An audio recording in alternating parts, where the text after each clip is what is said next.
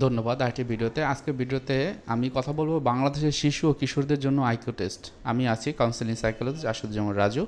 বর্তমানে প্র্যাকটিস করছে final mental care centre, যেটি মিরপুর 2 অবস্থিত। আজকের ভিডিওটি খুবই গুরুত্বপূর্ণ একটি ভিডিও, যাদের ভিতরে কনফিউশন থাকে যে আমার বাচ্চাটির আইকিউ টেস্ট কম কিনা, আইকিউ কম কিনা, বা আসলে কী ধরনের চিকিৎসা নিতে পারেন, বা চিকিৎসা নেওয়ার ক্ষেত্রে কার কাছে যাবেন, সব কিছু এই ভিডিওটি বলবো। হয়তো একটু ভিডিওটি বড় হবে এবং অনেক তথ্য থাকবে এই ভিডিওটি, আমি আশা রাখি। এবং আপনি যদি আমার এই চ্যানেলে নতুন হয়ে থাকে, আমি রিকোয়েস্ট করবো অবশ্যই সাবস্ক্রাইব করে রাখার জন্য, কারণ পরবর্তীতে আইকিউ টেস্ট এবং শিশু কিশোরদের বিভিন্ন রকমের মানসিক সমস্যা নিয়ে আমি এখানে কথা বলবো। অলরেডি অনেক ভিডিও আমার এখানে দেওয়া আছে, আপনারা সেখান থেকে অনেক রকমের তথ্য পাবেন বলে আমি আশা রাখি। তাহলে প্রথমেই আমার পরিচয়টা আমি দিয়ে নিলাম। এরপর যেটি আসে যে আইকিউ টেস্টের গুরুত্বপূর্ণ কেন কেন করাবেন। দেখা যায় যে এই যে বাচ্চাটি তার এডুকেশনাল প্ল্যান, হ্যাঁ, বা তার পার্সোনাল ডেভেলপমেন্ট ঠিক মতো হচ্ছে কিনা, তার জন্য কিন্তু আপনারা এরা করবেন। বিদেশের যদি দেখেন যে তাদের ক্লাস 1 বা 2, 3 পরেই তাদেরকে এরকম কিন্তু টেস্ট করা হয়, এবং কার কোন সেক্টরে সে ভালো করবে সেটা কিন্তু আইডেন্টিফাই করে তাদেরকে আলাদা করে দেওয়া হয়, এবং তারা কিন্তু ওইভাবে চলে যায়। কে ডাক্তারি লাইনে ভালো করবে, কে ইঞ্জিনিয়ার হলে ভালো হবে, কে ব্যবসা করলে ভালো হবে, তারা কিন্তু এই জিনিসগুলো খুব সহজে বুঝতে পারে। এখন আমার ভিডিওতে ওই যে বললাম যে আমি বলবো যে আইকিউ টেস্টটা কী, এর বেনিফিটটা কী, হ্যাঁ, এটা টেস্টিং প্রসেসটা কী, কীভাবে প্রসেস করা হয়, এর রেজাল্টটা কীভাবে আমরা করি, হ্যাঁ, আবার কীভাবে আপনি হচ্ছে যে একজন প্রফেশনালের কাছে যেতে পারেন বা কীভাবে তাকে পাবেন। প্রথমে যদি আইকিউ টেস্ট কী সেটি যদি বলা হয়, এখানে বলা হয়েছে this is an assessment measures that range cognitive abilities, অর্থাৎ কগনিশনটা কী, আমাদের চিন্তা চেতনা আচরণ দ্বারা যেটি প্রভাবিত হয়, আমাদের প্রবলেম সলভিং, রিজনিং, এগুলো আমরা কীভাবে করি সেটি কিন্তু এই আইকিউ টেস্টের মাধ্যমে চেক করা সম্ভব হয়ে থাকে। সো এখানে এর বেশ কিছু গুরুত্ব এবং প্রয়োজনীয়তা রয়েছে। প্রথমে যে জিনিসটা আমি বলবো এই টেস্ট সম্পর্কে, যে এখানে থাকে যে কি বলে যে আইকিউ টেস্ট, মানে আইকিউ বলা হয় ইন্টেলিজেন্ট কোশেন্ট, অর্থাৎ ওই যে শিশুটি তার পিয়ার গ্রুপ বা তার এইজের যারা রয়েছেন তাদের থেকে কতটুকু দূরে অবস্থান করে তার হচ্ছে যে ইন্টেলিজেন্স বা বুদ্ধি, এটাই কিন্তু মেজারমেন্ট করা হয়। এখানে দেখা গেছে যে এই বিভিন্ন রকমের logical reasoning, problem solving skill, cognitive abilities, এটা কিন্তু আমরা মেজারমেন্ট করি। এছাড়া এখানে কত ধরনের রয়েছে, এর কিন্তু টাইপ রয়েছে অনেক ধরনের, এক একজন এক একটা ইউজ করে। আমি আমার জায়গা থেকে আমরা যেটা ইউজ করি সেটা হলো ওয়েসলার ইন্টেলিজেন্স স্কেল ফর চিলড্রেন, যেটা উইক্স বলা হয়। খুবই ভালো কাজ করে এটি, আমি পরবর্তীতে এটি নিয়ে আরও কথা বলবো, কেননা এটি হলো বিদেশি একটা স্কেল, যেটা হলো স্ট্যান্ডার্ডাইজেশন, অর্থাৎ বাংলাদেশে কিন্তু এটাকে বাংলা করা হয়েছে। এবং আপনারা জানেন যে যখন বাংলা করা হয় এখানে কিন্তু এটা একটা রিসার্চ থাকে, হয়তোবা অনেকের পিএইচডি 4 বছর ধরে এখানে এটার উপরে গবেষণা করেছে, তারপর কিন্তু এখানে বাংলাদেশের পার্সপেক্টিভে কালচার অনুযায়ী এটা কিন্তু সেট করা হয়েছে। তো ইম্পর্টেন্সটা কি? ইম্পর্টেন্সটা হলো এটা যে এই যে কগনিশনের কথাটা আমি বললাম, যে বাচ্চা আসলে কিভাবে চিন্তা করে, কতটুকু চিন্তা শক্তি কাজ করে, তার মনোযোগের দক্ষতা কতটুকু, সামাজিকভাবে সে কতটা হলো অন্যদের সাথে মিশছে বা মিশতে পারে, এই জিনিসগুলো কিন্তু এই টেস্টের মাধ্যমে বোঝা যায়। এবং তার উইকনেসগুলো কী, হ্যাঁ, তার কোন জিনিসগুলো, হয়তোবা সে চোখে চোখ রেখে কথা বলছে না, তার হয়তোবা বিভিন্ন বিষয়ে সোশ্যাল স্কিলটা নেই, হ্যাঁ, বা সে যখন কথা বলে বারবারই ঠিক মতো কথা বলতে পারে না, এই জিনিসগুলো কিন্তু এখানে টেস্টের মাধ্যমে জানা সম্ভব। তারপর আমরা বলি এডুকেশনাল ইন্টারভেনশন, অর্থাৎ সে কোন দিকে পড়াশোনা করলে সেটা ভালো হবে, তার পড়াশোনার ধরনটা কীরকম হতে পারে, পড়াশোনা করতে গেলে তাকে কোন কোন উপাদানগুলো বা কোন কোন টুলসগুলো দেওয়া যেতে পারে যেটি তার পড়াশোনাকে আরও বেশি ভালো করবে। এখন আসেন এই যে এটার আইকিউ টেস্টে যে করাবেন, তাহলে অ্যাডোলেসেন্ট এবং চিলড্রেনের ক্ষেত্রে গুরুত্বপূর্ণ ভূমিকাটা কী সেটা আমি বলবো। আসলে এটা হয়েছে কি যে এটা একটা রেঞ্জ থাকে, হ্যাঁ, সেটা কি মনে করেন যে আপনি যদি 3 বছর আপনার বাচ্চার বয়স হয়, তো 3 বছর থেকে মোটামুটি 17 বছর 11 মাস পর্যন্ত, অর্থাৎ 18 মাসের আগ পর্যন্ত কিন্তু এই যে এটা কিন্তু অ্যাপ্লাই করা যায়। তো এটা যদি আপনি করেন তাহলে তার ভিতরে কোনো লার্নিং ডিসএবিলিটি আছে কিনা, অর্থাৎ সে তার দ্বারা পড়াশোনা কতটুকু সম্ভব, পড়াশোনা কতটুকু করতে পারবে, এটা কিন্তু বোঝা যায়। বা তার ভিতরে সে আমরা বলি না যে গিফটেড চাইল্ড, সে কি গিফটেড কিনা, বা আদার কগনিটিভ যে কন্ডিশন সেটি কি ঠিক আছে কিনা, সেটা কিন্তু খুব সহজে বোঝা যায়। কগনিশনের কথাটা বারবার আসতেছে, এবং আমি এটাই বলি যে কগনিশন মানে আমরা কীভাবে চিন্তা করি। আমার চিন্তা দেখেন এক একজনের এক এক রকম, বা আমরা একটা জিনিস দেখার পর আমরা কীভাবে এটা কোডিং করি নিজেদের ভিতরে, আমাদের সহনশীলতা কতটুকু, তো এই জিনিসগুলো কিন্তু খুব সহজে বোঝা যাবে বাচ্চার ক্ষেত্রে।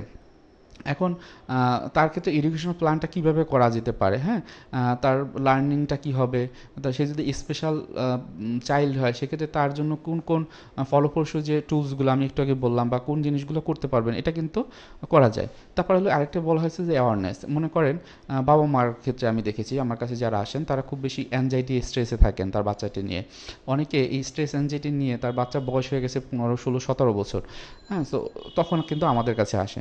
কিন্তু এই জায়গাটাতে যদি তার আগে আসতো হয়তো বা তার এই বাচ্চার এই প্রবলেমগুলো 3, 4, 5 বছর বা 7 বছরের ভিতরে দেখা যাচ্ছে, তখন যদি আসতো আমরা যেটা করতাম এটা টেস্ট করে তার বুদ্ধির আইকিউ টেস্টটা কোন পর্যায়ে সেটা কিন্তু আমরা দেখতে পারতাম। আইকিউ টেস্টের একটা আছে যে এই যে এখানে কিন্তু বোঝা যায় যে তার আইকিউ টেস্টের লেভেলটা কতটুকু। সো এর মাধ্যমে কি করা যাবে যে তার যতটুকু আইকিউ টেস্ট আছে, আইকিউ টেস্টের রেজাল্ট আসছে, তারপর কতটুকু তার বাড়ানো যায়, হ্যাঁ, তো এটা কিন্তু করা যায়। এটা করলে কি হবে, তার ভিতরে যে সেলফ স্টিমটা কিন্তু আরও বৃদ্ধি পাবে, তার কনফিডেন্স লেভেলটা আরও বৃদ্ধি পাবে, খুব সহজেই এটা করা যায়। সুতরাং আর্লি ডায়াগনোসিসটা খুবই গুরুত্বপূর্ণ। এখন আসেন যে কিভাবে এই যে আইকিউ টেস্টটা অ্যাডমিনিস্ট্রেশনে আমরা করি বা করা হয়ে থাকে। এখানে প্রথমে যে জিনিসটি করতে হবে সেটা হলো ইনিশিয়াল কনসালটেশন করতে হবে, অর্থাৎ আপনার বাচ্চার বয়স কত বা কী কী সমস্যা এগুলো একটা প্রথমে আমরা ডাটা রাখি।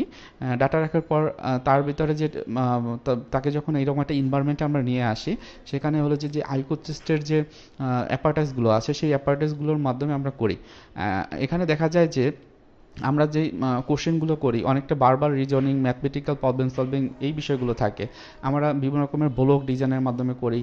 এখানে সিমিলারিটিস কিছু বিষয় আছে সেগুলো করি, ডিজিট স্পান, পিকচার কনসেপ্ট, হ্যাঁ, coding, vocabulary, letter number sequence, matrix reasoning, comprehension, symbol search, picture completion, cancellation, information, arithmetic, word reasoning, এরকম বিভিন্ন রকমের সাব স্কেল রয়েছে সেগুলো কিন্তু আমরা এখানে পূরণ করাই। হ্যাঁ, তো এখানে আমাদের একটা খুব ভালো একটা এনভায়রনমেন্ট থাকতে হয়। সেক্ষেত্রে আমরা তাদের সন্তানদের যে বাবা মা বা প্যারেন্টস যারা নিয়ে আসেন তাদেরকে আমরা বলি যে আগে যেন ঘুমটা ভালো হয়, খাওয়া দাওয়ার যেন ঠিকভাবে খেয়ে থাকে, সে এখানে আসার পর যেন ক্লান্ত না থাকে, কারণ প্রায় 10টার মতো সাব স্কেল পূরণ করতে হয়। সো সেক্ষেত্রে তাদের কনসেন্ট্রেশনটাও কিন্তু এই সময়টাতে খুবই গুরুত্বপূর্ণ।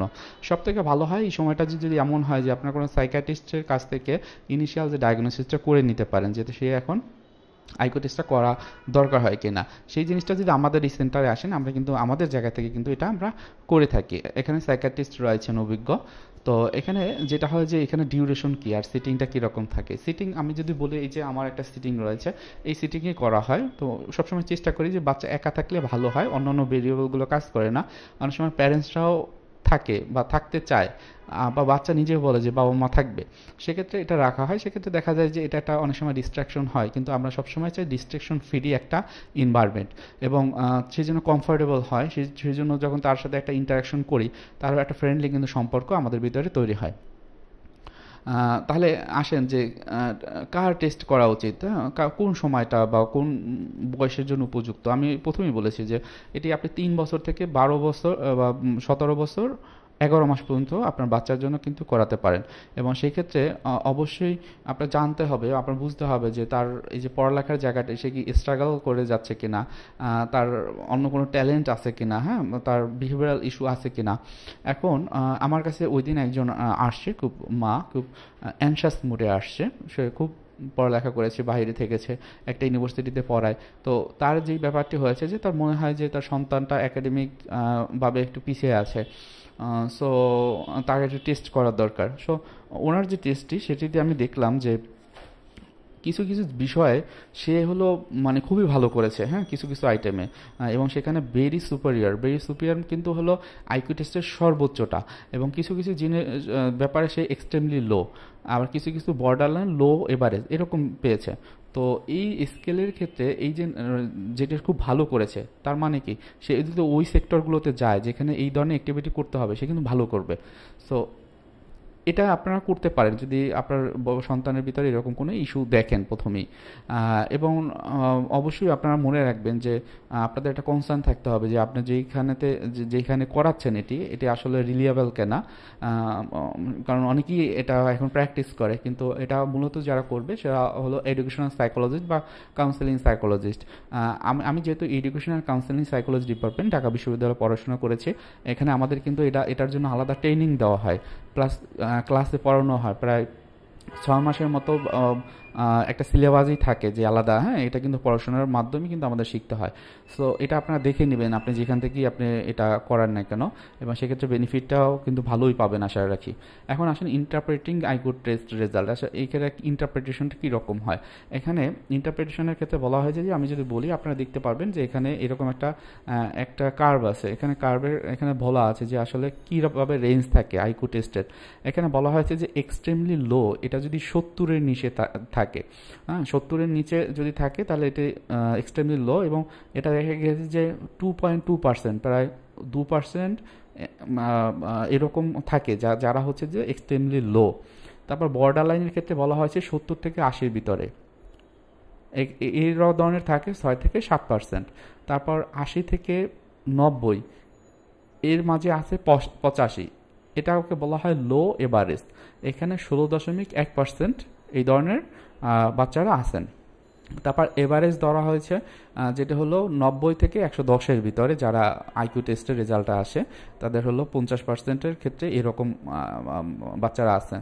তারপর হাই এভারেজ বলা হয়েছে যে 110 থেকে 120, অর্থাৎ এই ধরনের বাচ্চারা কিন্তু 16.1% রয়েছে। তারপর সুপারিয়ার বলা হয়েছে 120 থেকে 130, এটা হলো 6.7%, এবং ভেরি সুপারিয়ার 130-এর চেয়ে বেশি, তাদের হলো 2.2%। তাহলে এইভাবে কিন্তু আমরা তাদের আইকিউ টেস্টের যে রেজাল্টটি সেটি কিন্তু মেজারমেন্ট করি, এবং সেই ক্ষেত্রে তার এডুকেশনাল যে বিষয়গুলো বা পার্সোনাল গ্রোথটা কতটুকু এটাও কিন্তু আমরা আইডেন্টিফাই করতে পারি এই টেস্টের মাধ্যমে। এবং সেক্ষেত্রে তার হয়তো বা টিপস কিছু থাকলে বাবা মার ক্ষেত্রে বা এই বাচ্চার ক্ষেত্রে অনেক সময় অ্যাডোলেসেন্ট পিরিয়ডটা হলে হয়তো বা 12 বা 14 বছর তার কিছু পার্সোনাল কাউন্সেলিংও দরকার হয়, সেগুলো কিন্তু আমরা এখান থেকে প্রোভাইড করি। এটা খুবই ইম্পর্টেন্ট তাদের জন্য, কারণ এই সময়টা আমরা জানি এই যে বয়সন্ধিকার যেটি পিউবার্টি, যেটি 9 থেকে 12 বছর শুরু হয়, অথবা অ্যাডোলেসেন্ট পিরিয়ড যেটি 13 বছরের পর থেকে শুরু হয়, 17 বা 18 বছর পর্যন্ত থাকে। তো এই সময়টা কিন্তু তাদের জন্য গুরুত্বপূর্ণ, যেটি কিন্তু কাউন্সেলিংয়ের খুব ভালো কাজ করে। স্পেশালি এখানে দেখা যায় যে প্যারেন্টসদের কাউন্সেলিং করা বা তাদের বর্তমান সময়ে কোন কোন অ্যাক্টিভিটিগুলো তাদের জন্য ভালো, সেগুলো কিন্তু আমরা এখান থেকে বলে দিই। আপনারা অবশ্যই একজন কোয়ালিফাইড সাইকোলজিস্ট আর এডুকেশন স্পেশালিস্টের খোঁজ করবেন এইটা মেজারমেন্ট করার জন্য, এবং অবশ্যই তার এক্সপার্টিস দেখাটা খুবই ইম্পর্টেন্ট, কারণ শুধুমাত্র আইকিউ টেস্টটা না, পরবর্তীতে বা কাউন্সেলিং বা সাইকোথেরাপির যে জায়গাটি সেটাও কিন্তু খুবই দরকার। অনেক সময় প্যারেন্ট স্কিল ট্রেনিংও দরকার হয়, এবং সেই ক্ষেত্রে আমি বলবো আমাদের এখানে যারা আসে এই যে পাইনাল মেন্টাল হেলথ কেয়ার সেন্টারে আমাদের আইকিউ টেস্ট আমরা করাচ্ছি বেশ কয়েক বছর ধরে, তারা কিন্তু দেখছে যে পরবর্তীতে যে সেশনগুলো নিয়েছে সেখান থেকে কিন্তু খুব ভালো একটা আউটপুট তারা পেয়েছে। এবং সেক্ষেত্রে আপনারা যদি আমাদের এখানে আসতে চান, আমার ডিটেলস আমাদের ওই যে আমাদের যে ডিসক্রিপশন বক্সে আমি দিয়ে দেবো, সেখান থেকে আপনারা আসতে পারেন, বা কোনো যদি ইনফরমেশন দরকার হয় সেটি আপনারা জানতে পারেন। অনেকেই আছে যে বলে যে এটা কি বাসাতে গিয়ে করা সম্ভব কিনা। আসলে বাসাতে গিয়ে করা কঠিন, কেননা হচ্ছে যে এখানে বেশ কিছু টুলস থাকে, তবে সেটাও রিকমেন্ডেড হতে পারে যদি কারো এরকম আর্জেন্ট দরকার হয় বা মনে করেন যে আপনার বাসাতে করতে হবে, সেক্ষেত্রে এখানে যে ইনফরমেশন দেওয়া থাকবে সেখানে আপনারা কন্ট্যাক্ট করতে পারেন, ওই অনুযায়ী আমরা আপনার পর্যাপ্ত ব্যবস্থা আমরা নেব। এখন দেখা গিয়েছে যে এখানে আপনারা অবশ্যই একটা জিনিস খেয়াল রাখবেন যে ফি এর ব্যাপারটা খুবই গুরুত্বপূর্ণ, সেটি আমি বলবো। আপনারা অবশ্যই দেখবেন যে এই ফিটা, আইকিউ টেস্টের ফিটা কিন্তু নির্ভর করে। অনেক ক্ষেত্রে দেখা যাবে যে এটা 1500 থেকে শুরু করে এটা 5000 বা এর চেয়ে বেশি কমও হতে পারে, সুতরাং এটাও আপনাদের মাথায় খেয়াল রাখতে হবে। সো সেই ক্ষেত্রে আমরা বলবো যে আমাদের এই যে ইনস্টিটিউশন রয়েছে পাইনাল মেন্টাল হেলথ কেয়ার সেন্টার, সেটা কিন্তু বাংলাদেশের অন্য অন্য জায়গা থেকে যদি কম্পেয়ার করেন আমি বলবো অনেক কম, এবং সার্ভিস পাবেন অনেক ভালো। এখন আমি বললাম যে আসলে আপনার সার্ভিসটা কীভাবে নেবেন আমাদের এখান থেকে সেটি সম্পর্কে। এখন অনেকের বেশ কিছু প্রশ্ন থাকে আমাদের কাছে যে আইকিউ টেস্ট সম্পর্কে, সেই সম্পর্কে আমি কয়েকটি প্রশ্নের অ্যান্সার দিতে চাই। যে তারা অনেকে বলে যে কিভাবে টেস্টের জন্য নিজেকে প্রিপেয়ার করবে। এটা একদম খুবই সিম্পল, আমি প্রথমে বলেছি আবারও বলি, সেটা হলো প্রথমে হলো যে এই যে নাম্বারটি দেওয়া থাকবে, যেমন আমাদের যে নাম্বারটি দেওয়া আছে সেই নাম্বারটি আপনি ফোন দিবেন, নির্দিষ্ট একটা টাইম নেবেন, সে টাইম বলে দিবে, ওই টাইমে আসবেন, এবং আসার পর আপনি প্রথমে হচ্ছে যে একটা টিকিট নেবেন যে আপনি বাচ্চাকে দেখাচ্ছেন। টিকিট নেওয়ার পর আপনার বাচ্চা এখানে থাকবে, সেক্ষেত্রে আপনাদের প্রিপারেশনটা থাকবে অবশ্যই বাচ্চার জন্য আগে রাতে ঘুমায়, এবং খাওয়া দাওয়াও যেন একটু ভালোভাবে থাকে, কারণ এখানে অনেক মনোযোগ দিতে হবে। এখন অনেকেই আবার জিজ্ঞেস করে যে এর ভ্যালিডিটি বা রিলায়েবিলিটি কীরকম। আমি বলবো যে আমরা যেটি ব্যবহার করি এটা হলো বাংলায় হচ্ছে যে অনুবাদ করা এবং স্ট্যান্ডার্ডাইজেশন, যেটা আমি প্রথমে বলেছি যে একজনে করেছে, সে হলো বাংলাদেশে অনেক বছর ধরে এটা কাজ করার পর এটা বাংলা করেছে। সো আপনারা হচ্ছে যে এখান থেকে একদম আমি বলবো যে খুব অথেন্টিক একটা রেজাল্ট আপনারা পাবেন। অনেকে জিজ্ঞেস করে যে সর্বাধিক আইকিউ স্কোর কত। আমি একটু কি বলেছি যে সর্বাধিক আইকিউ স্কোর বলা হয় ভেরি সুপেরিয়র, যেটা 130-এর উপরে। কেউ প্রশ্ন করেছে যে আইকিউ কি বাড়ানো যায়। আইকিউ বাড়ানো যায়, যেমন হচ্ছে যে আপনার সন্তান যেই আইকিউ থাকবে, হয়তো বা ধরলাম যে সে লো অ্যাভারেজ বা বর্ডার লাইনে আছে, তো ওই সময় কিছু সোশ্যাল স্কিল ট্রেনিং আছে, অর্থাৎ তার সাথে কীভাবে আচরণ করবেন, তাকে কীভাবে একটা জিনিস শিখাবেন, বা সে কীভাবে অন্যের সাথে কমিউনিকেট করবে সেটা আপনি কীভাবে শিখাবেন, এই ধরনের যে থেরাপিটিক প্রসেসর আছে আপনারা যদি জানতে পারেন প্রথম দিকেই একদম যত তাড়াতাড়ি সম্ভব হয়, সে বয়স বাড়ার সাথে সাথে কিন্তু এটা প্র্যাকটিস করবে এবং ওইখান থেকে কিছু রিএনফোর্সমেন্ট পাবে, এটা ভালো করেছে, স্ট্রক পেয়েছে, প্রশংসা পেয়েছে, তো কিন্তু এটা বাড়তে থাকবে। সুতরাং আপনার যত দূর সম্ভব এগুলো আপনার করে ফেলবেন। তারপর একজন বলেছে নর্মাল আইকিউ লেভেল কত। নর্মাল আইকিউ লেভেল বলা হয়েছে যে এটা হলো 70-এর নিচে, যেটা এক্সট্রিমলি লো, এবং সেক্ষেত্রে দেখা গেছে যে এই 2.2% কিন্তু এই যে বাচ্চারা কিন্তু তারা এই লেভেলে থাকে। তারপর বলে আইকিউ টেস্ট কি সঠিক কিনা। আমি বলবো যে আমাদেরটা আমি যেটা করি উইস 4 এটি হলো কি বাংলাদেশের পার্সপেক্টিভেই করা, সুতরাং এটা অনেকটা ভ্যালিড। হ্যাঁ, অন্য যারা অনেকে আছে যে বিদেশি যে স্কিলগুলো দিয়ে করে থাকেন, সেক্ষেত্রে অবশ্যই তো এটা যেহেতু ভ্যালিড করেছে, বিভিন্ন রিসার্চ করার পরে কিন্তু এটা তৈরি করেছে, সুতরাং এটা খুবই ইম্পর্টেন্ট। তারপর একজন বলেছে মেডিটেশন করলে কি আইকিউ বাড়ে। হ্যাঁ, এটা রিসার্চে দেখা গেছে যে মেডিটেশন করলে প্রায় 23% ক্ষেত্রে এই যে আইকিউ লেভেলটা বৃদ্ধি পায়, কারণ এখানে ধ্যান থাকে। আমরা জানি যে আমাদের যে অটোনমিক নার্ভ সিস্টেম আছে ওটি হলো অস্থির থাকে, যখন এটি মেডিটেশন করা হয় তখন কিন্তু এটা কিন্তু শান্ত হয়, সেক্ষেত্রে আমাদের চিন্তা ভাবনা প্রসারতা বৃদ্ধি পেতে থাকে। তারপর লাগছে যে ব্যায়াম করলে কি আইকিউ বাড়ে। হ্যাঁ, এটাও ব্যায়াম করলে আইকিউ বাড়ে, কারণ আমাদের ব্লাড সার্কুলেশন মানে দ্রুত হয় এবং এটা একটা প্র্যাকটিসের মাধ্যমে আমাদের হচ্ছে যে আইকিউ আস্তে আস্তে বৃদ্ধি পেতে থাকে, আমরা স্ট্রং হই এই জায়গাগুলোতে। তারপর হলো কনক্লুশনে আমি আসতে চাই যে আমি এতক্ষণ যে কথাগুলো বললাম সেই কথাগুলোতে যদি একটু আসে যে আসলে কী বিষয় নিয়ে কথা বলেছি। খুবই ইম্পর্টেন্ট বিষয়গুলো নিয়ে আমি কথা বললাম, যেখানে হচ্ছে যে আপনারা কী জন্য আইকিউ টেস্ট করাবেন, হ্যাঁ, এবং আইকিউ টেস্ট কোথায় করাবেন এবং কী ধরনের আইকিউ টেস্ট রয়েছে সেগুলো আমি বললাম, এবং আইকিউ টেস্টের ক্ষেত্রে কী কী বিষয় মাথায় রাখতে হবে, কারা আইকিউ টেস্ট করে থাকেন, কোন বয়সে আপনারা আইকিউ টেস্ট করাবেন আপনার বাচ্চার জন্য, এবং এর রেজাল্টটা কী ধরনের হয় সেটি আমি বললাম। তারপর হল যে আপনার প্রফেশনাল যারা রয়েছেন, হ্যাঁ, তারা কী ধরনের টেস্টগুলো এখান থেকে করান সেগুলো আমি বললাম, কিছু প্রশ্নের অ্যান্সার দিলাম। এবং সর্বশেষে বলবো যে এই যে ভিডিওটি যদি আপনি ভালো লাগে বা এই রিলেটেড আরও ভিডিও পেতে চান ভবিষ্যতে, একটু সাবস্ক্রাইব করে রাখবেন। এছাড়াও যদি কোনো রিকোয়েস্টেড ভিডিও থাকে সেটিও আপনারা করতে পারেন, আমি আপনাদের রিকোয়েস্ট অনুযায়ী ভিডিও বানাবো পরবর্তীতে, মেন্টাল হেলথ অবশ্যই রিলেটেড। এবং কোনো কিছু জানার থাকলে সেটি কমেন্টসে আপনারা জানাবেন, লাইক করবেন, শেয়ার করবেন। এটাই ছিল আমার আজকের এই ভিডিওতে। সর্বোপরি বলবো যে আপনার শিশুর যত্ন নিন, শিশুরা আগামী দিনের ভবিষ্যৎ। আসলে আমরা যা কিছুই করি এই সন্তানের জন্যই করি, সন্তানের মঙ্গলের জন্য আমাদের কিছু জিনিস করারই থাকে। হয়তো বা তার আর্লি প্রিপারেশনটা যদি আমরা খুব ভালোভাবে করতে পারি তাহলে কিন্তু তার ভবিষ্যৎটা আরও সুন্দর এবং সফলময় হবে। আমরা সুন্দর একটা ভবিষ্যৎ তাদেরকে তৈরি করে দিতে পারবো। সবার জন্য শুভকামনা। আসসালামু আলাইকুম।